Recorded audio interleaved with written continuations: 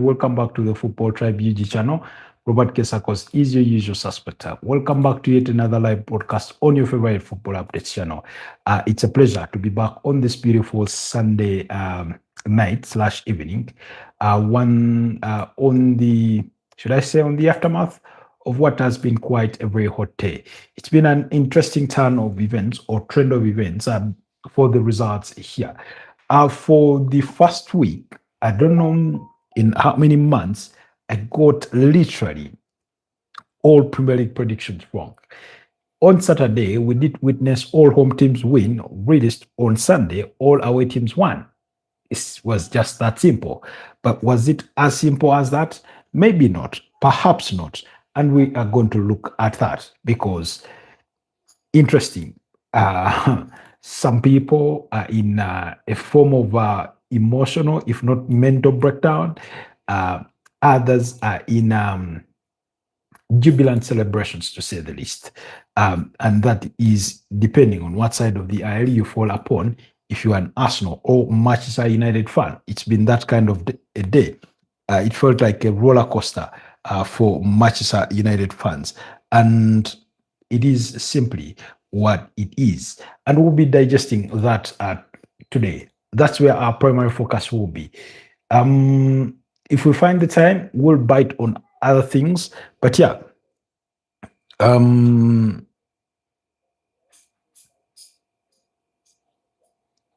apologies, just checking out something. But yeah, unless if time allows, we'll have a bite on other things. But for purposes of this broadcast, or the main core topic, that will be the gist of the conversation tonight as we go through things. So welcome back to the Football Tribe UG channel. I hope every one of you is doing well. I hope you've had a wonderful weekend. Barcelona fans must be pretty happy, because today you guys won by 3-0. I know our prediction had been a 4-1 victory for Barcelona, but still, they will take the 3-0 victory. They will take the clean sheet, which does not come quite often if you're a Barcelona fan, just as much as it doesn't come quite often if you're a Manchester United fan. A clean sheet never comes quite often. Anyways, allow me to have our audios tested, and then we'll proceed with the conversation. So, today, Chelsea literally, I can't say surprised me because our prediction was they will win by 1-0, but they made it better. They won that game by 3-1 against Crystal Palace, who ended up with a man down. That was a red card for Adam Wharton. And then, I mean, it just looked like a bad day in office. They conceded 3 goals. Looked like another bad day in office for Crystal Palace, they themselves. But like I said, the gist of the conversation will be about the Man United game against Arsenal. So, like the headline says, absolutely embarrassing. Arsenal bottle it again. That's the question. Is it a question? We do wonder to ourselves because we know that the system still has some way to go. But yeah, hi LFC, good to have you back. Then Shoki, hi Shoki, how is it going? It's all right. I can't stay. Sorry, I'm watching the NFL. Oh, good luck on that. What are you doing? I'm broadcasting live from Kampala, Uganda, where it's 28 minutes past the hour of 11 p.m. Thanks for you. It's good to have you here. Then Iru, is it Iru? Jesus loves you. Thank you so much. He loves you too. Then Besiga Atkins says, I'm still crying for my poor Arsenal. I think you have every reason to cry, or every reason to commiserate, every reason to be mad, every reason to be, I don't know, everything that you are in this moment that you are feeling about your Arsenal team. You're right to feel it. You're right to be the way you are, So, hey, how are you doing? Iru, I'm all right. It's Ira. Oh, sorry. It's Ira. Oh, but yeah, it's a W. U for Uganda, That's why you read it Iru. Sorry about that. But thanks for the correction on the pronunciation. So yeah, today was the big day, Super Sunday, much anticipated game, a game that deserves to be a derby, but does not have the title of a derby. When yep, I'm from Uganda. Okay, that's beautiful. A game that that has every hallmark of a derby, but is not a derby in itself. It's a rivalry game between Manchester United and Arsenal. Last season, when Man United were playing Tottenham Hotspur in the UEFA Europa League Cup final, I spoke about. I was sending a message to the Arsenal fans over there in the UK and saying that they ought to give Arsenal fans from the African continent because in that final, Arsenal fans were more happier. Arsenal fans from the African continent were more happier for Tottenham to win that game than they would be if United had won that competition. While on the other side of the aisle, it was the absolute opposite because to them, the London Derby is that big a game because of the rivalry, the North London Derby between Arsenal and Tottenham Hotspur. But if you're an Arsenal fan, if you're a Manchester United fan from Africa, then the biggest game of the season, arguably, in terms of rivalry, in terms of history, in terms of banter, in terms of everything about football, it's that game between Arsenal and Manchester United, or Manchester United versus Arsenal, depending on who is at home. So today was the day for the return leg. Arsenal won the first leg by 1-0. That goal scored by Ricardo Carafiori. And today, Man United got the perfect revenge. Man United were the deserved winners. Man United made it uncomfortable. Man United made Arsenal look like schoolboys. And we'll get into it. What about you? I'm from Kampala as well. Thanks for asking. So the game started off, I thought, fairly well. The home side felt in control for at least 30 minutes, and they managed to go in the lead. A goal that ended up being given to Lisandro Martinez as an own goal. Many of us thought it was going to be attributed to Yohan Timber because he looked to nick the ball between the legs of Martinez with that ball coming in for Martin Odegaard before it hits the back of the net. But potato. So it is given to Lautaro Martinez as an own goal in the 29th minute, and then Arsenal have opened the scoring. They had been in the control of that game. They hadn't given away much on the opposite side. Everything they did felt right.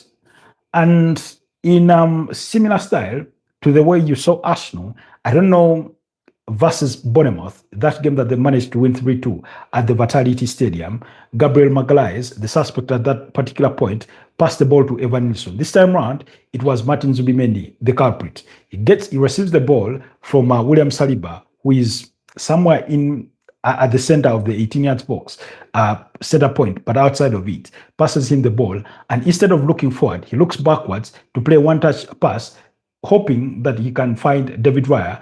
Unfortunately, that pass is too short for comfort. It's far from perfect. It's far from good enough, and it's met by Brandon Mbeumo, who I think dribbles or puts off a defender who was rushing in. I do not remember exactly who. And then he scores, and it's 1-1. And that is in the 37th minute of the game. Now, if you came at that point, if you had been watching the game at that point, and it's 1-1, you felt disappointed. Why? Because you felt this is against the run of play for the game to be square. And that was the case. But in similar fashion, like they did against FC Bournemouth, Arsenal were dominating the game, and in the moment, initial loss of concentration, they gifted the ball to Evan Nilsson, and it was 1-0 in favor of Bournemouth. Luckily for them, on that occasion, in the 16th minute, Gabriel Magalhaes made amends and he scored to make it 1-1. So this time round, Zubimendi did not cover himself in any form of glory. On the other side, he had an attempt on goal, a header that was saved by Seny Lomans in goal. And then he had another opportunity, which was, I think, equally saved. But it was his fault. And I've always felt when you have a team, or when you watch your team, or when you watch any other team play from out of the back, oftentimes it tends to feel nervous, that at one moment you feel something is going to go bad. I've seen teams like Brighton, I've seen teams like Crystal Palace, I've seen all sorts of teams, Arsenal themselves, I've seen even the bigger teams get caught out of, trying to build from out of the back. Monaco got railroaded in midweek by Real Madrid for doing exactly that, because perhaps they overplayed their confidence cards, that it worked to their disadvantage. And particularly here, instead of moving the ball forward, which is very frustrating for Arsenal fans, majority of the time, they knock it backwards. Now, in their style of play, in their build-up, it feels okay. It's the normal thing to do. It's the practice of how they play. Now, whereas that's what the manager expects you to play, it is up to the player to make judgment, to have the common sense, to have the discernment to say, yeah, this is getting a bit nervy, or we're being counter-pressed and we need to go forward. I need to play a long pass forward, or I need to find any forward player quickest that I can find. Because when Zubimendi receives that ball, he's, I think, down the right hand flank, where ordinarily you'd have a Julian Timber who is not in that zone, and he has the space to look forward, but he chooses, because he's being pressed by a Man United player, he thinks he should go backwards, and it backfired. Like I said, this is the second time it's happened in a space of about 3-4 weeks, because the other incident was against AFC Bournemouth.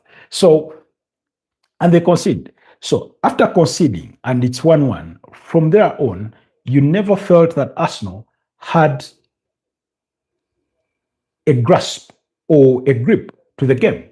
It all felt Manchester United all the way, because all Arsenal's attempts on goal largely came from set pieces, the free kicks, the corner kicks, majority of which were off target, by the way. And for me, it's been a frustrating bit, or it can be a frustrating bit to watch them. Because why? When you look at most of the goals they concede, it's about a team that finds that bit of space and goes for it. Whereas for Arsenal, even when they find the space, they still feel they should make it a little more intricate, a little more complicated than it should be. Why? Or how? I have a feeling they do not take more shots on target from distance. They literally want to pass that ball into the final man that is in the box or closest to the goal line to try and score. And today, guess what? 2 of the goals they conceded were from outside the box, or right at the edge of the 18-yard box. Only 1 goal they conceded was inside the box. Both their goals that they scored were inside the box. So that's the thing. Quickly, when was the last time you remember Arsenal scoring a goal from outside the box? I don't remember exactly, or maybe Gabriel Martinelli for that 3rd goal that he scores against Bayern Munich after beating Manuel Neuer and leaving him closer to the halfway line. But you struggle to sort of remember, and that's the point that I'm trying to make. For everything they've done right this season, one of the things they've done wrong this season is not to try and, 1, find goals from outside the box. 2, kill the game when they have the chance to. And that's why they dropped points against Nottingham Forest. Why? Because they created the chances. They were not clinical. And today's loss felt like it was sort of calming. If you had observed Arsenal in the last 4 or 5 Premier League games, it did not feel comfortable. It hasn't felt comfortable in those last couple of games, It hasn't felt that. When you go back to the Liverpool game, which was their last Premier League game at home, and it was a goalless draw, really Liverpool did not get a shot on goal or on target. You felt that Liverpool were in control majority of that game, and particularly in the second half. You felt Liverpool were in control. You felt they were the side more threatening, that if any team was close to scoring, that it was going to be Liverpool. That's what it felt like. And today was not different, you know. You never felt Arsenal have a control to the game. And we'll get to some of the reasons why. But in digesting the first stanza, the first half itself, because the last time you had Arsenal win a game convincingly was that 4-1 victory against Aston Villa. They looked electric, they looked sharp, they were clinical, they created the chances, they did everything right. Fast forward, they struggled against FC Bournemouth because they conceded 2 goals. Against Liverpool, they couldn't find the back of the net. For the second consecutive game against Nottingham Forest, they couldn't find the back of the net. You know? So, and whereas they created goal scoring opportunities against Nottingham Forest and couldn't convert them, I went further back to the game against Liverpool, where you felt, like I said, Liverpool felt the more comfortable side, even though they were the visitors at the Emirates Stadium. So today, you had Manchester United, the visitors, appear the more comfortable side on the ball. You know? Forget the domination in possession, because usually dominance on the ball without you creating chances is nothing. And this is what I keep saying. Yijit says, hi man, hi to you too. So, because possession, you can have 98% of the ball, majority of it in your own half, or knocking it around in the midfield, going sideways, midfield, sideways, like that. That's where majority of Arsenal's ball, possession comes from. And sometimes it makes them look good when eventually it culminates into a goal. But how many times have we watched it and it did not lead to that, you know? So today felt like one of those days.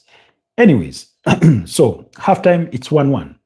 And you felt that, it felt like the game was against a bit of a run of play. Bruno Fernandes had a few flashes of, chances in the first half that he put wide of the back.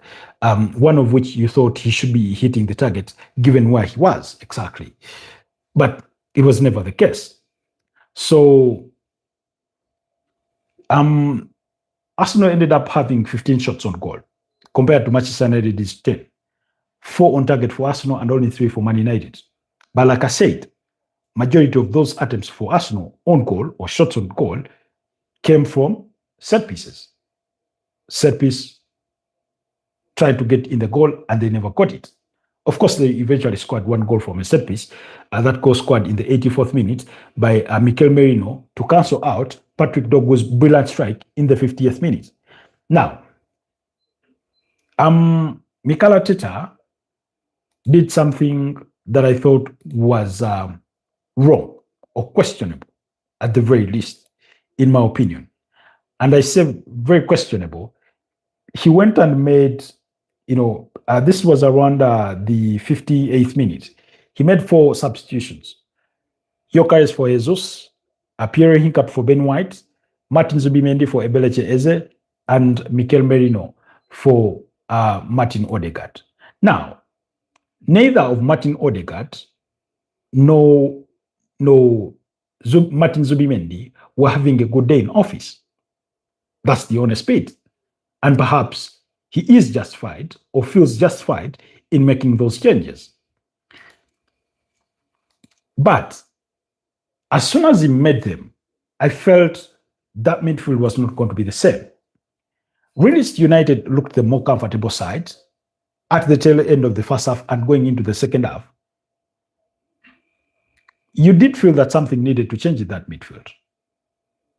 But the idea of withdrawing Martin Odegaard and Martin Zubimendi at the same time to have Declan Rice play at the best of midfield, Declan Rice playing at the best of the midfield is not the wrong thing, but he lost control over that midfield. Why? Because he had no ball retaining player. Now, yesterday or the other day, we were having a conversation, I think, with the One Mwesqua when we were doing the preview to this game, and we were speaking about our reservations of Martin Odegaard, of how he holds onto the ball a lot longer than to our preference. But also we did argue for the same case that sometimes it is what gives the team control over the game. Now, Arsenal, as soon as they made those changes, they lacked control in midfield. Why? Because Mikel Merino is not a ball controller. He does not control the tempo of the game. Martin Zubimendi is that. Martin Odegaard is that. Eberechi Eze is not that. Martin Odegaard keeps roaming around the entire midfield asking for that ball. In asking for that ball, he gives the team control, he dictates the tempo. Now, oftentimes, he will slow down the game. Oftentimes, he will delay to make what you would feel would be a suitable pass to a teammate, and he delays that. And it works to the disadvantage of the Arsenal team. But in this particular game, when you felt that Man United were constantly counter-attacking Arsenal, you did think they needed that control in midfield. That when we win the ball back, we need to hold this ball. We need to slow it a bit down. We need to find our composure. Arsenal lacked composure. They looked lost. They looked like they were playing the final game, the second last game of the season, and that their opponents in the Premier League title had won and moved above them, which wasn't the case. It felt like they had crumbled under pressure.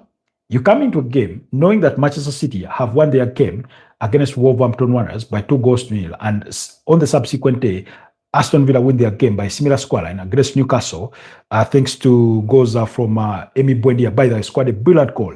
Go look out for that goal. And then Oli Watkins. So you come with those facts, knowing that your title opponents have reduced the 7-point deficit to 4, and that you have one task to do, not to lose. That's the first case. In failing to lose or refusing to lose, then you try and win the game. In other words, if the gap has been reduced to 4, in you not losing, you're keeping it at 5 points. In you winning, you put it back to 7. That was their task. They knew the task at hand. Did they accomplish the job? No, absolutely not. It was an absolute nightmare. It felt like, how do you feel? I feel okay. I feel okay. The fortunate thing about me is that maybe fortunate or unfortunate, does the loss pain? Yeah, it does. You do feel it as a fan. But because I have an understanding and an appreciation of the game, I understand when we are losing, why we are losing. And because I understand that, it helps me to put the emotions out of it and get to the logical part of it. You get. Ordinarily, like when I look at it as a fan, I know it's a lost opportunity. We said this when they dropped points against Nottingham Forest and Liverpool. Ordinarily, when you lose, you'll feel the pain. But after you shovel that, 10, 15 minutes after the game, then you look at the game logically. Where did we lose the game? And that is what brings us to this point. Otherwise, I do not think if I was emotionally vested as any other lay fan, I'd have the confidence or even the nerve to sit before you here and we digest this game in the perspective in which I saw it. You say, I'm a winner, you're a loser today. How do you feel? Yeah, indeed, I'm a loser today. It's okay. You have a reserve club. If Arsenal lose, you can escape to your second team, Real Madrid, the worst team in the world. Real Madrid won yesterday. Thank you. I mean, let me tell you, no matter how much Real Madrid wins, or no matter how much Arsenal wins, I do not think it ever balances itself out, really, because the two are like separate chambers of the heart, in a way. Of course, as I've said before, my allegiance to Arsenal preponderates that I do have over Real Madrid. But I never find consolation in Real Madrid winning because they're not in the same competitions. You get. It's not the same league, kinda. So that's why it's like that. So once they lost that control in midfield, the game continuously ran away from them. When you look at that Patrick Dogu goal, I think Declan Rice fails to bring the ball in his control or to win the ball back off of him. Martin Zubimendi fails at it. And then once they go past him, Dogu has only one thing in mind, to strike that ball on goal. And as soon as he strikes it, you do feel it, that it's going in the back of the net. He kisses the inside of the crossbar and hits the back of the net. That simple. Now, Arsenal from there on were chasing the game because they're 2-1 down. And it's because of that, after that goal, that 8 minutes after that goal, Mikel Arteta sought to make the changes that he made, the 4 changes. Now, the withdrawal of Pierre Hincapié for Ben White to switch Timber to move to left back and Ben White to go to right back, I thought that was an okay decision. In withdrawing Gabriel Jesus for Victor Gyökeres, I thought, oh, well, that's okay, because it's not like Gabriel Jesus was having a good day anyway. It was a bit of an okay performance, but far from brilliant, the way he had done against Inter Milan. Now, in midfield, you felt he needed a breather, some fresh legs, some fresh energy. You thought that. But the idea of withdrawing 2 players at once in Zubimendi and Martin Odegaard was the wrong decision. One, Martin Zubimendi had in a way been culpable. He was 100% culpable for the first goal. In the second goal, you would maybe fault him for not doing enough to stop it. That's that. Martin Odegaard had by that point, was having what you would pass for a substandard performance by his own standards. But the idea of losing them both is what gave the game further away. Because then you go back and look at those changes and still struggle to find a moment that Arsenal created as a goal-scoring opportunity. In fact, instead of withdrawing both, I had thought that Leandro Trossard was going to be withdrawn early on. Why? Because I didn't think he was having a good game either. He's not having a good day in office. So, the substitutions were wrong in some way, because it's not later that he introduces Madueke for Leandro Trossard. Arsenal chased the game. It's a bit uncomfortable for them. Oftentimes they look vulnerable, and then they find the equalizer in the 84th minute through Mikel Merino. Scrappy set piece, and the ball goes over the line. The referee points to the center. And we're like, okay, maybe there's a point to rescue here. Guess what? 3 minutes later, they found themselves in the same position they had found themselves in the 50th minute. 1, give our space in midfield. 2, give our space in front of the 18th box. That's why I said today, they looked all over the place. They lacked composure. Anas, hi Anas. Good to have you on the podcast. So they did not close down on Cunha. You felt they gave him away so much space, and that's why he had the entire goal at his view, and he strikes the ball from distance and hits the bottom corner. Now, you cannot blame David Raya for that. Why? Because where's the midfield? Where's the defense? In trying to close the player down. The counter press, the relentless counter press, the idea of winning the ball back within the first 8 seconds of losing it is the hallmark of Arsenal's goodness in defending. Today, it wasn't there. So many balls in the middle of the park that were 50-50s, you felt they never fought for them. It never felt like they fought for them. And indeed, they didn't. Now, Kobbie Mainoo was largely a lost figure for me, but I thought Casemiro did brilliantly well. But in that sort of lostness, where you did not have the eyes on him, that's why he was effective. Patrick Dogo gave that team nightmares. Matheus Cunha, when he's brought on for Bryan Mbeumo, he literally had a field day because he came on around the 69th minute. He had a field day. Why? Because there was no control in midfield, the defense suffered. How does the defense suffer? Because they usually commit further up front, oftentimes, and they leave themselves vulnerable. And in this particular case, it was the lack of composure. It felt complacent. It felt, in a way, this Arsenal team today felt like the team that played against Aston Villa in, was it Aston Villa? No, Aston Villa was 2023, 2024. It felt like the team that played against Southampton, against West Ham, in those, the 2-2 draw and the 3-3 draws in that, in the 2022-2023 campaign. That's what this Arsenal side felt like.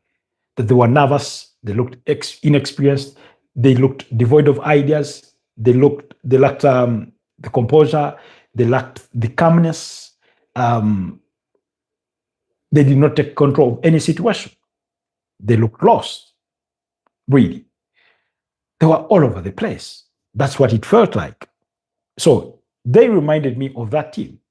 And time and again, people have said, oh, Arsenal do not have the mentality. Yes, I cannot argue against that, because until they get it over the line, we cannot argue that they have the mentality to get it over the line, because they have not exhibited it thus far. So it was Paul Scholes who said he did not believe Arsenal will win the Premier League title. Now, I still contend they will win it. I still stand by my prediction. But in every game that they've lost, they've been literally the orchestrators of their own downfall. They've lost 3 games this season now. Against Liverpool by 0-0. They considered a free kick in a dangerous position, Martin Zubimendi. Not that I fault him for it, but it took a while to lose that game. Against Aston Villa, you remember? Ebelechi Eze doesn't trap Matty Cash, he scores, and it's 1-0. Leandro Trossard scores, and it's 1-1. In the 94th minute, 94th, 95th, they conceded goal to Emi Buendia. Why? Because Pierre Hincapié decided to keep that ball in play instead of booting it away. Again, orchestrators of their own undoing. Today, they gift away goal, Martin Zubimendi, the first goal. The other 2 goals were still avoidable. So they made costly mistakes. I remember returning home from watching the game, I did feel for those players, what they were going to go through with Mikel Arteta. Why? Because my mind rushed quickly back to that Amazon documentary after they lost, it was, I think, an FA Cup game that they had lost, where he goes on and he says he hates to lose. Like, I don't know. They were clad in their yellow kits. Nuno Tavares is in there. Ben White is in there. And he really gave them quite the rant or the rap, whichever way you want to look at it. So it reminded me of that moment. And I did feel partly for them. But I also thought to myself, they're going to deserve everything they get from him once they enter that dressing room. You say hard luck, bro. Man United is back. Manchester United are officially back. Wow. Well, I can't say Man United are officially back. Why? Because I have a feeling, or I have this feeling, we've been here before. You remember when Jose Mourinho gets sacked at Man United and they bring in Ole Gunnar Solskjaer? They went on to have a 19 unbeaten run of games, and they performed tremendously well. And they were back. And Ole Gunnar Solskjaer did fairly well. But in the end, it ended up the same way that it has ended up for all the other managers that had come before him and those that have come after him. So for Manchester United this season, they can still salvage their season. I've already said this. And I did say that mathematically, because when you look at that Premier League table, the point disparity amongst teams is not that significant in terms of places when you follow the chronology of places. I've already said that the title is still wide open, in my opinion. Why? Because, again, and I remember I made this argument some time back, as in a forum with some people, and I was saying, look, the mathematics, if you're Manchester City, is simple.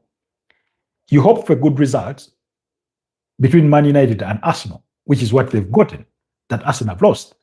Then you have to play Arsenal on the April 18th at the Etihad Stadium. Now, if you win that game, that means mathematically, if things go perfectly well between now and then, is you're only a point behind Arsenal. Now, you bet Arsenal do not drop points in any other game. They still have to play Chelsea at home, and they have to play him twice, by the way. In the EFL Cup semi-finals, second leg, which is on, I think, 3rd or 4th of February, and then the Premier League game. So they still have to play Newcastle at home. So they still have some really, really difficult games on their hands. The question is, can you try to be perfect? Really, you hope that they drop points. Same conversation for Aston Villa. You do not have to play Arsenal again, but you know Arsenal have to play Manchester City. So either way, those two, one of them will cancel out the other. So that should give you a lifeline, a fighting chance in this title race if you're Aston Villa. So mathematically, even Man United, who looked far from it, are now in 4th place with 38 points, 12 points behind the table leaders. Now, I do not imagine that Arsenal are going to go and lose 4 games on a spin, but it does not necessitate Arsenal to lose 4 games on a spin for Manchester United to play catch-up if they can be perfect. You know, all it takes is you make a draw here, 2 draws, 1 loss, which is the trend of the last 3 games. That means they've dropped 7 points out of a possible 9. Now, take that same run in another iteration. If you're United and you've won 9 points and your opponent has dropped 7 in that run, that means you've cut off 7 points. Then that would put you in the frame of 5 points behind. Now, this is just to put it in the context of Manchester United. It's not to say that that is going to be the reality of it, you know, but it's all to say that the title is still open. Not open for Manchester United, by the way. For Man City, Aston Villa, they are still well in it if they can find the consistency. Isn't it usually the kind of period when we have 15, 14 games left to play that Man City go on a run? Manchester City fans will be hoping that that run began yesterday in their game against Wolverhampton Wanderers. That will be their hope. Will it be the case? I'm still not convinced. Do I have the belief that Pep Guardiola is capable of that? Yeah, I do have the belief in him. But with this team, based on what we've seen so far this season, I'm not entirely convinced. You know, that's simply that. You look at Liverpool, and yesterday they lost. Today they seem into it. Tomorrow they seem out of it. So those inconsistencies that we've experienced during the course of the season, they've not gone away with the first 23 games of the season. We still have more to see. We still have some more to see in the next 15 games. The question is, who are they going to be for? Who are they going to cost? A lot more than the other. You know, you say, hey, talk about Lamine Yamal, bicycle kick. I love him. I mean, we've spoken about Lamine Yamal's impressiveness, but yeah, let's get to that in a bit. So really, to sum things up entirely, Arsenal were the orchestrators of their own downfall. They lost the game for everything they did and for everything they did not do that they ought to have done in this particular game. So I do not think they'll be mad at anyone other than themselves. I do not think they'll stare in the face of disappointment from anyone other than themselves. You know, that's just what it is. So they ought to have done better. But that was an embarrassment of a performance. And my question was, how do you go from an impressive performance against Inter Milan and put on a shambolic performance against Man United? Like I said, I did not expect it to be an easy game. Usually in this fixture, whoever comes with the worst form tends to, get away with the game. It felt that way because by measure of standards for this season, United have had it worse. Arsenal have had it the better, so they came with the upper hand. If you asked me prior to the game how many Man United players would find themselves in this Arsenal team, I'd say maybe Bruno Fernandes, maybe Bryan Mbeumo by his form of this season, and in addition to what he was last season, and who else? Maybe just those two, in my opinion. But that's the team that has just beaten them. It is the beauty of football that, quote unquote, the underdog wins. In this particular case, Man United wasn't an underdog by stature of club, but by their own squad. Because, like I said, when you look at them pound for pound, we know that Arsenal have the better players overall. United just wanted it more, and they got it. Because once they concede that equalizer, one would have thought that maybe they're going to play with a bit of a reservation, not to concede the third. Guess what? They went for it, and they scored in 3 minutes. Did Arsenal look like they were close to scoring in the remaining minutes? After the 87th minute, even the 7 added minutes? No, they looked far from it. There's a moment where Bukayo Saka gets the ball in the area and he still tries to pass it.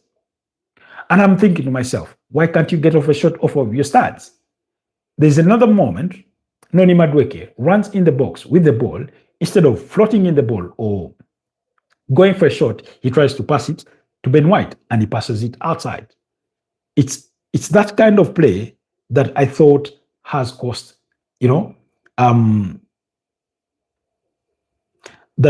has cost Arsenal in the long run, So in the end, they'll go back, look themselves in the mirror. Unfortunately for them, they do not have much time to wallow. Why? Because next week, they have that game against Kairat Almaty. They have that game against Kairat Almaty. Now, it's not the most important game of the season. It's only important that then they get to finish at the summit of the Champions League phase, and they only need a draw, but I know they will play to win, because the last thing you want is to lose that sort of mentality. Every time they've lost a game this season, we've questioned, can they bounce back? And today they've lost their third game of the season, in as far as the Premier League is concerned, in as far as all competitions are concerned. Now, that game is also significant for monetary reasons. Every time you win a game of football, you have about 2-point-something euros, 2-point-something million euros as winning bonuses or payment from UEFA. And then where you finish on the table and everything to do with that. So it has a monetary value attached to it and the overall context. Now, one time, I think it was Danny Murphy, they were discussing on the possibility of whether Arsenal can, win a double. That's the Champions League and the Premier League. And he was saying, no, maybe it wasn't him, but somebody anyway was making the argument. And he said he does not think they will win the UEFA Champions League. And whereas we may not see eye to eye with the verdict, we see eye to eye with the reasoning. Why? Because he said in the UEFA Champions League, at the knockout stage, all you need are 10 bad minutes. All you need is one bad refereeing decision, and you're knocked out of the competition. It boils down to that, because it's not a marathon, it's a sprint. That's the UEFA Champions League. You get to the round of 16, you meet a team who forces you into a draw at their home, and then come to your venue and play the way United played.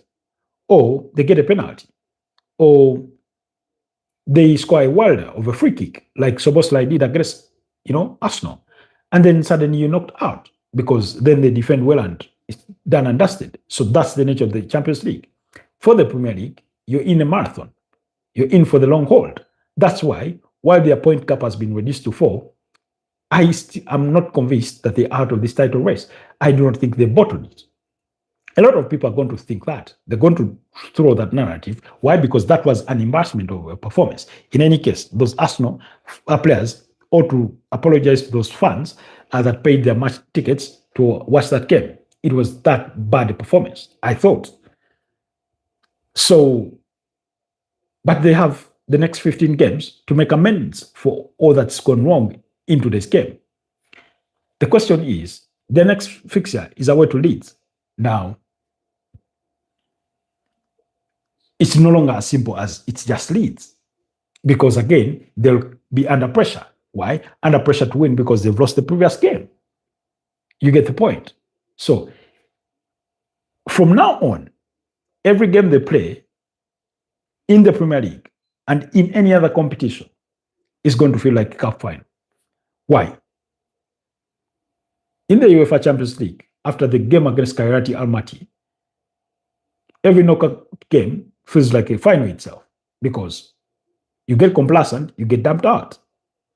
In the EFL Cup, they have a return leg against Chelsea. It feels like a cup final. Why? Because they are leading 3-2 on aggregate, and all they need is to lose by 2-0 and then they're out of it.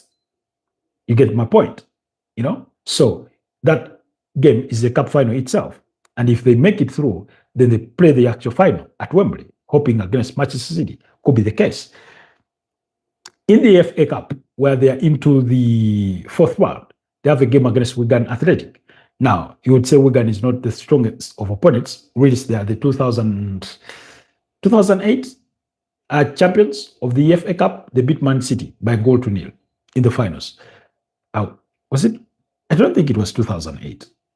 Let me see. What year was it?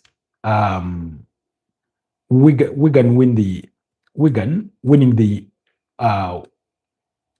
FA Cup. They were under the charges of Roberto Martinez. Yes, 2013. Yes, the year was 2013. And I think Man City were under the charges of Manuel Pellegrini. You know, so they have that history in the competition. So whereas they are lesser of an opponent, it feels like a cup final because they must win to move on to the next stage of the competition. Like I said, Arsenal do have the squad in terms of quality, in terms of numbers, to compete favorably across all four competitions. So it shouldn't be an excuse whatsoever for Mikel Arteta to even be dumped out of any of them at any one point or very early in the season.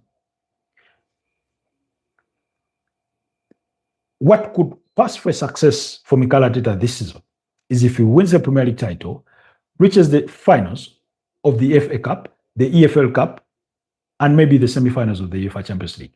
That's the bare minimum of what will feel like a semblance of success of this season. Anything short of that, Arsenal fans won't want to listen to it. It wouldn't matter if he wins a cup double of an EFL Cup and the FA Cup, but misses out on the Premier League title and the UEFA Champions League. Why? Because it is about major titles that will count this season. I don't know if he will be able to sleep tonight. He must feel the pressure. He must feel the disappointment. But he has to dust himself off and walk again or run again, if that is what it necessitates. Anyways, we'll leave that at that.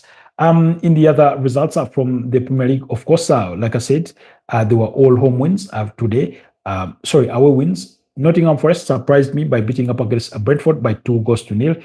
Igor Jesus and Timothy Awoniyi were the goal scorers in that one in either half. Crystal Palace lost to Chelsea by 3-1. I thought it was harsh, that penalty that was awarded against them, that was converted by Enzo Fernandez, but Joao Pedro and William Estavao had scored to give Chelsea the lead, while the consolation came from Christian Richards. There, released Adam Wharton was given matching orders in that game. And then Aston Villa, like I told you, through Ollie Watkins and Emi Buendia. Emi Buendia scored a brilliant goal in that game to win the fixture by 2-0 for Aston Villa. In the Spanish La Liga, Atletico de Madrid beat up against Real Mallorca by 3-0. Alexander Soloth, Diego Lopez, and Almada were the goal scorers in that one, while Barcelona also beat up against Real Oviedo by 3-0. Dani Olmo, Rafinha, and that brilliant goal by Lamine Yamal. I mean, he's an exceptional player who continues to do exceptional things. I remember being asked a question, I think it was by Pressing Kosi or somebody else. I do not remember exactly. They asked me what Lamine Yamal needs to succeed or to be a standout player. And I said, he's already a standout player by the virtue of his natural talent. But all he will need is luck to stay injury-free, 2, to stay disciplined, and then consistency. If you're disciplined, if you're lucky with injuries, which hasn't felt the case this season, by the way, for him, and then the consistency. You say Matty Cash, best right back in the Premier League, fucked up the Villa. That is Ali. Matty Cash, best right back in the Premier League. Well, I don't think he's the best right back, but I would say he is a good player. He's looked brilliant this season. He's done well this season, really. For everything that Aston Villa have done well this season, he's almost been part of that. Look at Emi Buendia. He's a player who struggled through injuries throughout his career at Aston Villa, ever since joining them from Norwich City. But this season, he may not play every game, but in the games that I've watched him, he's come good. You remember he won them all 3 points against Arsenal. Today, he won them all 3 points against Newcastle because he scored the first goal and Newcastle never responded. Ollie Watkins was just putting the icing on the cake, and he scored with a brilliant goal. So he's been that kind of player, Emi Buendia. So, and Matty Cash has been a contributor to that whole team effect. That's my feelings about him. We are going to miss Kamara. He is so underrated. Boubacar Kamara in that midfield, yeah, he's underrated. I do agree with you. That oftentimes there are those players in a team or on the pitch of play who will almost always go unnoticed. And yet when you do not have them, that's when you realize the impact of them. Allow me to use these examples. When Granit Xhaka was still at Arsenal, oftentimes he felt passive on the pitch unless he gave you a man of match kind of performance. He felt passive. And yet every time they did not have him, they sort of struggled. Today, I said this about Kobbie Mainoo.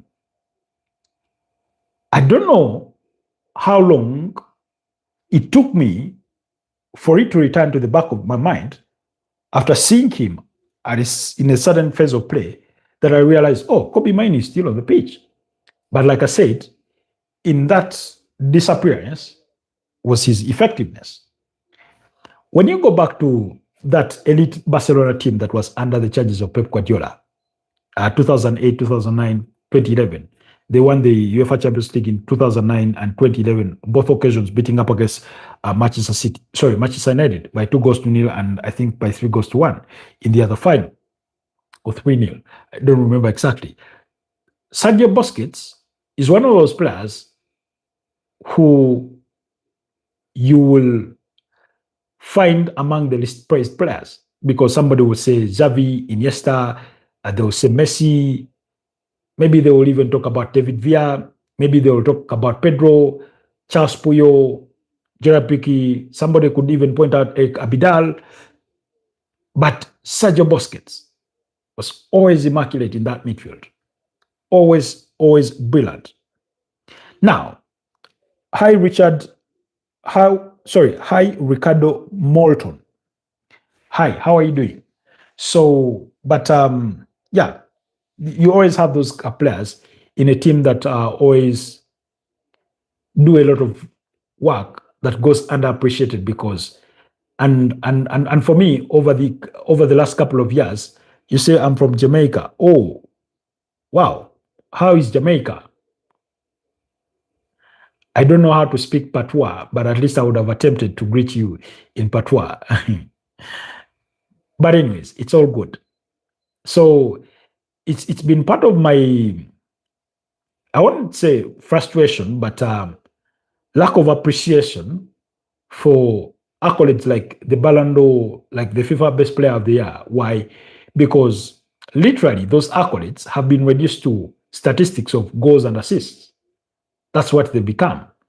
And that means defenders hardly get a chance to win it. The last time a defender won it was in 2006, Fabio Cannavaro. And the only reason as to why I think he won it was because Zinedine Zidane headbutted Marco Materazzi. So by lack of discipline, he lost that. But he had been by far the best player in the tournament, even when France still lost the final on penalties. Then fast forward, you'll find Luka Modric in, I think, 2018.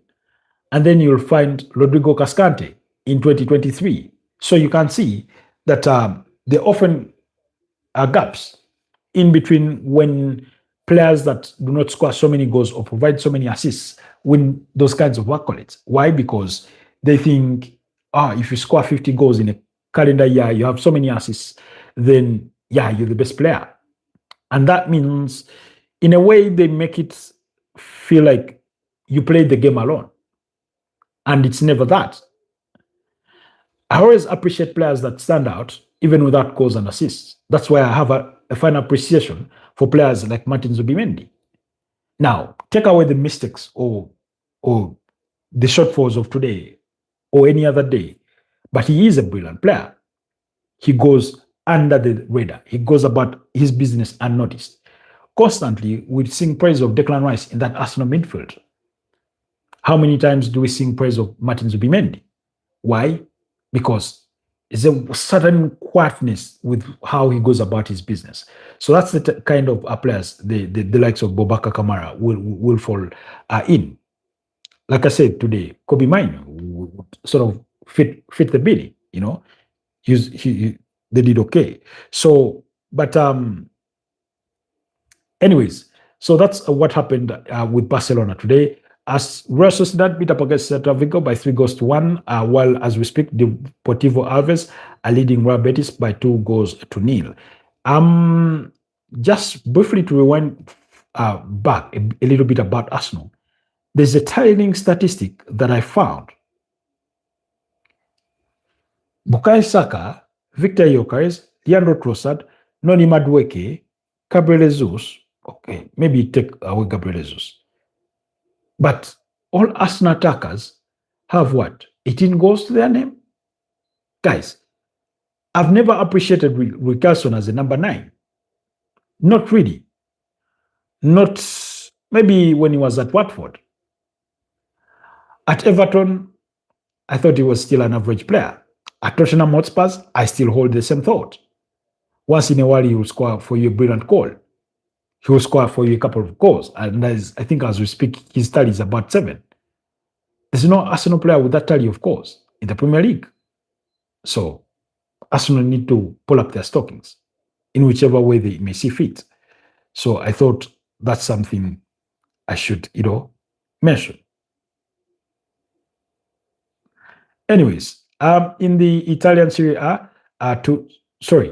in the German Bundesliga, Borussia Mönchengladbach lost to VfB Stuttgart by 3-0, while Freiburg beat up against Cologne by 2-1.